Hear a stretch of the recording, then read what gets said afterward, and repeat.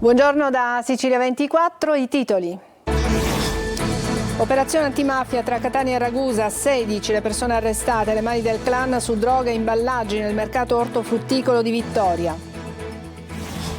A Palermo in aumento lo spaccio di droga online, i pusher agiscono attraverso il canale Telegram, consegna a domicilio e pagamenti anche con Bitcoin. Nel quartiere Albergheria di Palermo cumuli di rifiuti e topi, residenti esasperati barricati in casa, non ne possiamo più. Catania, chiuso al traffico un tratto della circonvallazione per lavori al collettore fognario, viabilità alternativa, venerdì ritorno alla normalità. A Palermo una disabile è rimasta bloccata per 2 ore prima di poter votare. Da Santa Croce Camerina la storia vincente di Alessandro, atleta in carrozzina, ha conquistato il titolo di campione italiana di para powerlifting. Calcio, il Catania ad un passo da Mimmo Toscano, il tecnico attende la buona uscita del Cesena per poi legarsi al club di Pelligra. In bilico il futuro di molti giocatori.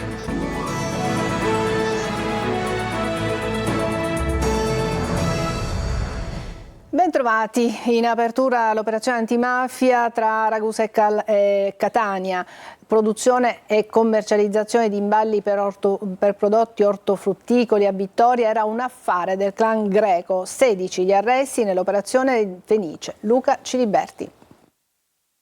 Interessi milionari nel packaging dell'ortofrutta a Vittoria, estorsioni, minacce e controllo del mercato della droga, tutto in mano alla famiglia Greco, diventata negli anni organica a Cosa Nostra. L'operazione Fenice, condotta dai carabinieri di Ragusa e dai finanzieri di Catania, ha portato all'arresto di 16 persone. Un lungo lavoro degli investigatori cominciato nel 2016 e condotto fino al 2023 che ha ricostruito gli affari del clan capeggiato da Elio Greco e delineando i ruoli nel tempo assunti dagli altri indagati durante il suo periodo di detenzione. Tra i destinatari c'è Gaetano Valenti, nominato referente pro tempore del clan. Greco comandava anche da casa, dove era ai domiciliari dal 2021, usandola come base logistica anche per incontri con i vertici di altre cosche, inclusi i Santa Paola e gli Ercolano di Catania, i Nardo di Lentini e i Rinzivillo di Gela. I figli di Greco si sarebbero imposti come intermediari, bypassando di fatto il provvedimento di sequestro di beni e disponibilità del valore complessivo di 35 milioni emesso dal Tribunale di Catania a carico del padre e della sua ditta, la Vittoria Pack SRL. Sì, Emanuele Greco, detto Elio, riesce ad avviare comunque un'attività nel commercio del packaging grazie anche a una serie di relazioni che lui intraprende con alcuni altri imprenditori sempre del settore conniventi che gli consentono comunque di gestire il proprio commercio da una parte oppure di porsi come broker tra questi imprenditori e gli eventuali acquirenti. Resta sempre il packaging uno degli affari d'oro, diciamo, della criminalità in quel territorio? Assolutamente sì, come sappiamo l'economia di quel territorio è molto legata al settore ortofrutticolo e pertanto poi tutto l'indotto che ruota intorno al settore ortofrutticolo è fonte di grossi guadagni. I militari delle Fiamme Gialle dei Carabinieri hanno documentato una collusione tra imprese attive nella commercializzazione di prodotti petroliferi che, grazie ai rapporti con Greco, sarebbero riuscite ad approvvigionarsi di carburante di provenienza illecita, così accrescendo il proprio giro d'affari e potendo contare su una competitività derivante dai carburanti a basso costo. A Palermo i carabinieri hanno arrestato un 27enne palermitano accusato del tentato omicidio di un vicino di casa. Dopo l'ennesima discussione avrebbe aggredito alle spalle il 54enne colpendolo ripetutamente con una zappa. La vittima, trasportata all'ospedale in Grazia con gravissime ferite, è ricoverata adesso in prognosi riservata. Spaccio di cocaina e hashish su Telegram, la nuova frontiera dello spaccio è a Palermo, pagamenti in Bitcoin o PayPal, consegne anche a domicilio 24 ore su 24. Marco Gullà. Come ordinare una pizza o un pollo allo spiedo, basta digitare le parole giuste su Telegram e così la droga arriva anche a domicilio e si può pagare tranquillamente con carta di credito o PayPal. La nuova frontiera dello spaccio a Palermo, come scrive il quotidiano Repubblica, viaggia su Telegram. Contatti virtuali, un canale interamente dedicato allo spaccio di sostanze stupefacenti, come vediamo da queste immagini. Ci sono prezzi e anche video con la cocaina in bella mostra. Nostra. Coca al 96%, 1 grammo 80 euro, 3 grammi 240, 5 grammi 400 euro, 10 grammi 700, 25 grammi 1500 euro e per chi invece volesse 100 grammi il prezzo è di 4.000 euro. Basta cliccare sul nome del venditore e si apre un'altra chat pronta per le ordinazioni. Pagamenti inoltre anche in Bitcoin, consegna a domicilio, canali con oltre 3.000 iscritti. In qualsiasi ora del giorno si può ordinare la droga che si vuole. Non solo cocaina e hashish, ma anche altre sostanze come la chetamina o le extra pillole. 10 costano 50 euro, 100 350 euro. I carabinieri di Patti nel Messinese hanno arrestato 3 persone, 2 in carcere e 1 ai domiciliari per tentata estorsione aggravata dal metodo mafioso. L'indagine è stata avviata l'anno scorso, subito dopo la denuncia di un uomo della zona che aveva dichiarato di essere stato minacciato pesantemente da ex datori di lavoro se non avesse annullato un'avvertenza nei loro confronti per mancati versamenti di contributi. Nel quartiere Albergheria di Palermo i rifiuti continuano a stazionare su strade e marciapiedi per settimane e settimane. Residenti sono barricati in casa per evitare che topi e scarafaggi entrino nelle loro abitazioni. Il servizio. Nella mappa geografica dei rifiuti a Palermo il quartiere Albergheria conserva sempre una posizione di rilievo. Qui i rifiuti sono ormai parte strutturale delle strade e dei marciapiedi.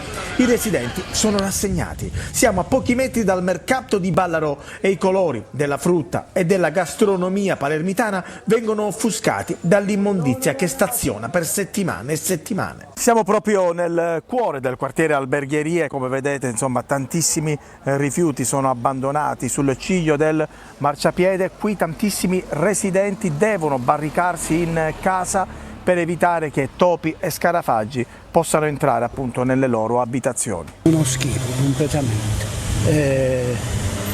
Tutta Palermo, tutta piena di... ma poi non capisco, le persone si cambiano sempre materasse, io vedo tutta Palermo tutta piena di materasse, è uno schifo.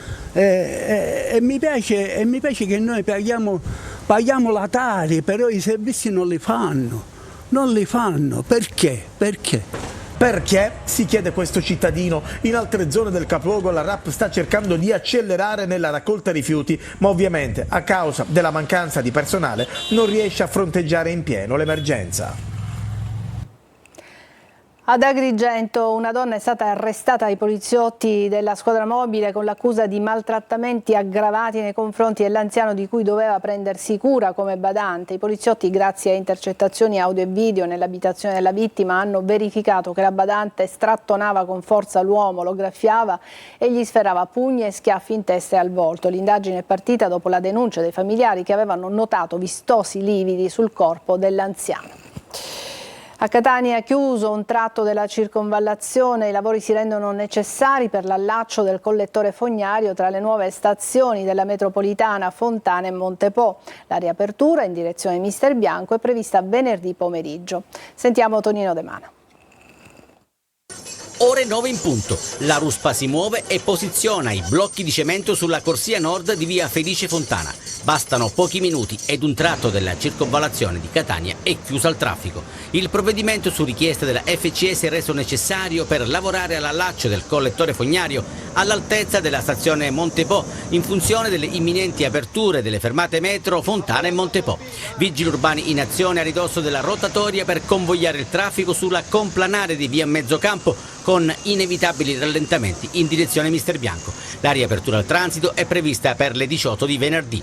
Dopo la pausa per il weekend, lunedì 17 giugno, a partire dalle 7, inizieranno invece gli scavi sulla carreggiata sud di via Felice Fontana. In questo caso la viabilità sarà garantita su una sola corsia alternata direzione di marcia Mister Bianco Catania. Per l'intera durata dei lavori sarà presente un presidio della Polizia Municipale che regolerà i flussi di traffico in modo da alleviare i disagi, favorendo la viabilità alternativa San Giorgio, tangenziale, uscita asse dei servizi ed asse attrezzato. Sempre sulla circonvallazione, in mattinata, altri lavori hanno causato rallentamenti sul viale Andrea Doria all'altezza del cavalcavia di via Passo Gravina. Ricordiamo infine che da lunedì sono in funzione i nuovi semafori TX Speed. Sempre a Catania scatterà domenica 16 il piano di pedonalizzazione di piazza Federico di Svevia e delle zone circostanti il Castello Ursino. Come anticipato all'appuntamento con il sindaco su Telecolor, l'ALT ai veicoli prenderà avvio con la contestuale disponibilità di nuovi parcheggi, circa 400 posti auto nelle zone adiacenti. Inoltre la MTS garantirà nelle ore serali un bus navetta per collegare il parcheggio R1 di via Plebiscito e la limitrofa piazza Vaccarini, che dispone di 79 stalli, con piazza Federico di Svevia. Stop ai parcheggi sul lungomare di Ortigia è l'obiettivo sulla quale punta l'amministrazione comunale di Siracusa, che entro fine mese vuole avviare questa mini rivoluzione. I residenti però non sembrano favorevoli. Francesco Aloi. Il lungomare di Ortigia senza auto, sogno o realtà? L'amministrazione comunale punta alla seconda ipotesi: rimodulare i parcheggi nell'isola eliminando quelli che costeggiano il mare. L'obiettivo: il periplo di Ortigia senza auto lato mare è una meraviglia, sicuramente, un qualcosa che è un sogno per tutti, e credo per gli ortigiani, per Siracusa tutte, per l'amministrazione e per chiunque viene a visitare Ortigia. Si tratta di un cambiamento drastico ma importante. Naturalmente indispensabile sarà il trasporto pubblico. Questo piazzale sarà riservato alla sosta dei residenti del centro storico. Si va incontro alle loro esigenze. Così però chi viene per una passeggiata avrà più difficoltà a trovare posto. Ma chi abita nell'isolotto non sembra favorevole a questa rivoluzione. Ritengo che certamente deve avere le sue risposte dal punto di vista dei servizi. Quindi se io sposto macchine o sottolgo macchine al centro storico, non c'è dubbio che devo dare la possibilità di muoversi all'interno. Per il comitato dei residenti, oltre alle auto, il comune dovrebbe regolamentare qualcos'altro. Bisogna rivedere la ZTL e quindi il numero dei passi rilasciati. Vi sono numeri di passi che sono esorbitanti rispetto agli effettivi fruitori. Spesso sono fate pass rilasciati per cortesie, per amicizie. Ortigia è bella, ma per molti è diventata un villaggio turistico, non adatto ai residenti. A Palermo una disabile è rimasta bloccata 2 ore prima di poter votare. Vi raccontiamo l'odissea vissuta da questa giovane ragazza, si chiama Fabiola. Il servizio è di Desiree Ferlito. Il seggio elettorale è al primo piano e una disabile rimane bloccata 2 ore per votare. È successa a Palermo a una ragazza di 20 anni costretta in carrozzina che ha vissuto un'odissea per esercitare il suo diritto al voto. Io ho aspettato 2 ore ed è stato comunque snervante perché oggi nel 2024 è assurdo che non si pensi a delle situazioni del genere, comunque che ci possano essere delle persone con difficoltà. Alla scuola Lombardo Radice di Corso Calatafimi però il seggio si trova ai piani superiori nell'istituto sprovvisto di ascensore. Ma non è tutto. Come in una barzelletta, quando la ragazza ha chiesto di poter votare al piano terra per evitare le scale, la risposta è stata disarmante. Dopo essermi stato detto che per votare in un altro seggio serviva un cartaceo della documentazione, una persona che conoscevo si è recata a casa, ha stampato questa documentazione e allora lì con il cartaceo in mano poi mi è stato permesso di votare. E Fabiola non è stata l'unica. Pare che allo stesso seggio molti disabili siano stati costretti ad andare via per la mancanza del certificato cartaceo. Una scuola quindi con importanti barriere architettoniche, sprovvista addirittura di una stampante. Dopo 2 ore di attesa e un rimando continuo di irresponsabilità, la disavventura si è conclusa solo grazie all'intervento di una persona che, dopo aver assistito alla scena, ha stampato il documento a casa ed è tornato al seggio. Fabiola è una promettente musicista e sogna di entrare in conservatorio, oltre che una terra in cui la disabilità non sia più una barriera. E una storia vincente ci arriva invece da Santa Croce Camerina. Ha conquistato il titolo di campione italiano nella categoria di para powerlifting. Oggi punta a superarsi nel paratriathlon. La storia di Alessandro Laterra. Sentiamo con Veronica Barbarino. Un ragazzo super abile, si definisce così Alessandro Laterra, giovane atleta originario di Santa Croce Camerina che dopo un incidente avvenuto 10 anni fa ha visto nello sport un'uscita d'emergenza per superare certi dolori, limiti e debolezze. Entrato rapidamente in questo mondo ha iniziato a provare di tutto: nuoto, tiro con l'arco, tennis, ping pong, basket in carrozzina, sino ad approdare al para powerlifting, dove ha conquistato il titolo di campione italiano nella categoria dei 59 kg. Lo sport nella mia vita ha avuto un ruolo veramente importante, se pensiamo al recupero fisico e al recupero mentale che ho dovuto affrontare dopo il mio incidente. Grazie a esso sono riuscito ad uscire dal mio guscio, mi ha aiutato sin da subito ad uscire di casa e cercare di essere più autonomo possibile. La storia sportiva di Alessandro è testimonianza di determinazione e mira a sensibilizzare all'inclusione e al valore delle differenze. Oggi il suo impegno punta a nuovi traguardi, il paratriathlon. Il paratriathlon è uno sport davvero entusiasmante se pensiamo alla determinazione e alla dedizione che bisogna avere durante gli allenamenti. Per realizzare questa mia nuova avventura sto cercando di trovare degli sponsor che mi possano accompagnare in questa nuova avventura. Abbattere i costi non proprio abbordabili per le handbike, ad esempio, per il materiale tecnico o le trasferte. È quello che serve adesso per realizzare magari domani il sogno di diventare un atleta a fiamme oro. Il questore di Palermo ha emesso il Daspo Willy nei confronti di 7 ragazzi palermitani, 3 dei quali minorenni, accusati dell'aggressione in pieno centro ai danni di 6 giovani, provocando loro lesioni e contusioni. Gli aggressori hanno anche insultato le vittime con frasi omofobe e li hanno minacciati di ripercussioni se avessero chiamato le forze dell'ordine. Alcuni dei partecipanti all'aggressione sono poi entrati in un vicino minimarket dove, minacciando il proprietario, hanno portato via alcolici. I 7 risultano indagati per lesioni personali e minacce aggravate in concorso. 5 lo sono anche per rapina aggravata in concorso. E andiamo adesso alla politica. È tempo di resa dei conti nei partiti in Sicilia dopo le elezioni europee. Non solo la questione rimpasto sì o no, ma nella giunta Schifani ha anche equilibri interni da rivedere, da Fratelli d'Italia fino al PD. Manlio Viola.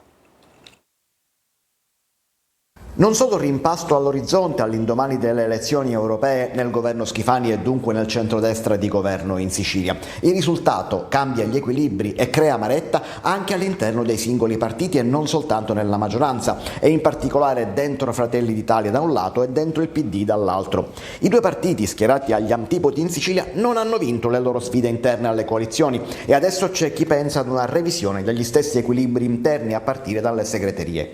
Per Fratelli d'Italia a parlare Manlio Messina, vice capogruppo alla Camera, ex assessore del governo Musumeci e meloniano di ferro. Messina affronta i temi dei rapporti con la coalizione, ma anche quelli interni al suo partito, e definisce una anomalia la doppia segreteria regionale fatta da un'anima palermitana e una catanese, anche alla luce del fatto che a Palermo FD è arrivato addirittura quarto. Bisogno di essere molto più incisivi, perché questo è quello che ci chiede il popolo siciliano, per cui non credo che ci saranno dinamiche diverse rispetto a quello che accade sempre.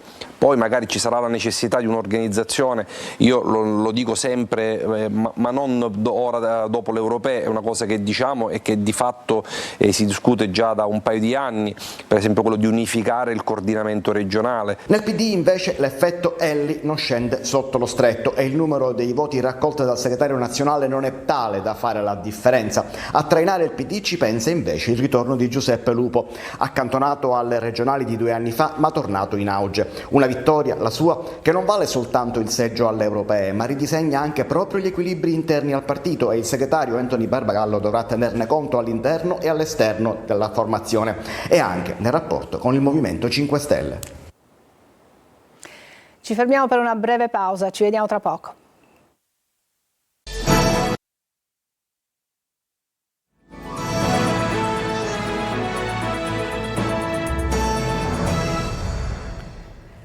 5 persone sono state arrestate dalla Guardia di Finanza di Enna su un sistema di frode fiscale realizzato tra Nicosia, Siracusa e Catania. I reati sono trasferimento fraudolento di valori, emissione di fatture per operazioni inesistenti, occultamento e distruzione di scritture contabili, riciclaggio, autoriciclaggio e violenza privata, oltre a reati societari e ambientali. Sono stati sequestrati beni per un valore di oltre 1 milione di euro.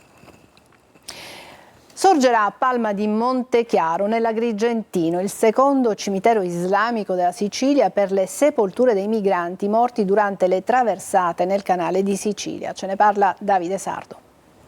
Integrazione e inclusione contro divisioni e discriminazioni sono testimoniate anche da un cimitero islamico e così è a Palma di Montechiaro, il paese del Gattopardo in provincia di Agrigento. Il comune si è sempre reso generosamente disponibile ad accogliere le salme dei migranti morti durante le traversate del canale di Sicilia e adesso, condividendo un apposito appello del prefetto Filippo Romano, il sindaco Stefano Castellino ha deciso che un'area del cimitero comunale sarà riservata alle sepolture di quanti non sono cattolici e che finora, su richiesta dei familiari, sono stati traslati al cimitero islamico di Messina. Dovrebbe essere pronto, mi dice il sindaco, per fine giugno.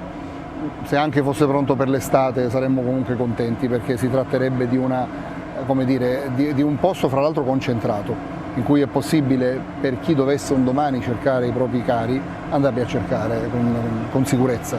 È un cimitero dove possiamo seppellire le persone che arrivano, le persone che vivono qua di fede islamica. Speriamo che nel futuro ci saranno anche altri cimiteri, visto l'esigenza della comunità. Il cimitero islamico avrà un accesso indipendente, non toglierà spazio né ai loculi né alle cappelle gentilizie dei palmesi.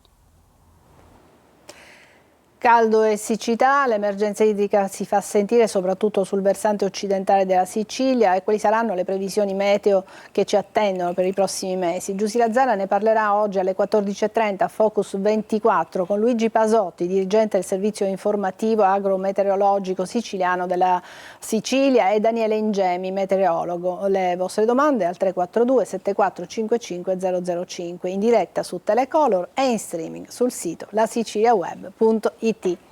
Adesso ancora una pausa e poi le ultime novità sul fronte calcio Catania. A tra poco.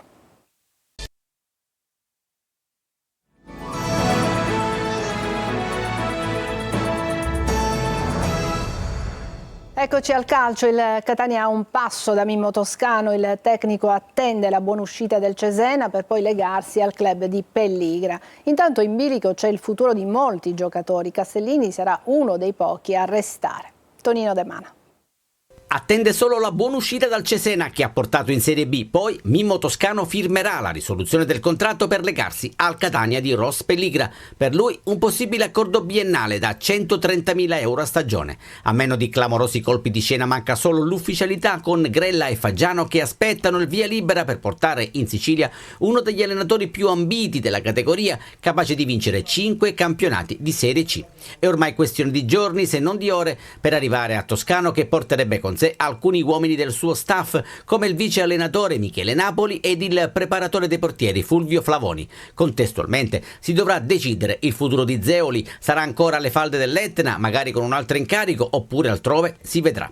Definiti tecnico e DS, il Catania potrà concentrarsi sul calciomercato. A poco più di un mese dal ritiro in Umbria sarà necessario costruire la squadra che dovrà dare l'assalto alla Serie B. L'obiettivo di Faggiano è di avere il 60-70% dell'organico già ad Assisi per il precampionato. Non sarà rivoluzione ma quasi, con almeno una dozzina di giocatori con le valigie in mano. Incerta anche la permanenza dei vari Chiricò, Rapisarda, Chiarella, Sturaro e Teio. Per fine prestito tornano alla base De Luca, Bocic, Popovic, Zanellato e Ladinetti. Per loro e per gli altri deciderà il nuovo tecnico, che difficilmente invece si priverà di una pedina giovane e di prospetto come Alessio Castellini.